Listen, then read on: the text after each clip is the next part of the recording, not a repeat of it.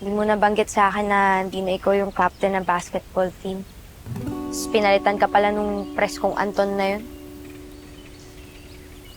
Actually, yun ang reason behind sa importanteng gusto kong sabihin sa'yo. Ano ba kasi yun? Ah, Zeph, will you be my...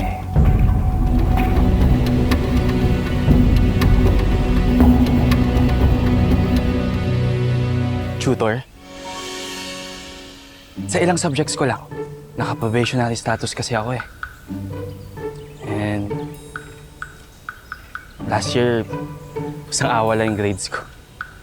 At yun din yung dahilan kung bakit ako natanggal at pinalitan as basketball team captain. Hindi ko na-meet yung required grades. Pero, di ba ahead ka sa akin? Bakit ako? Masipag ka, matalino, tsaka may disiplina ka sa pag-aaral.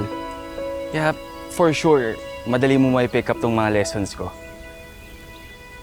Tsaka, isa pa, ikaw lang talaga pinagkakatiwalaan ko eh. Ayoko sanang may ibang makakaalam na bumagsak ako. Kaya kung pwede, sana secret lang natin to. Nakakaya kasi.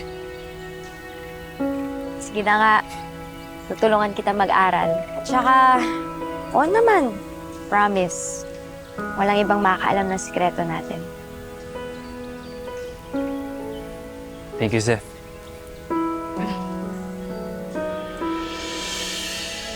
Here I am, seeing the world in front of me as the light shines on my face.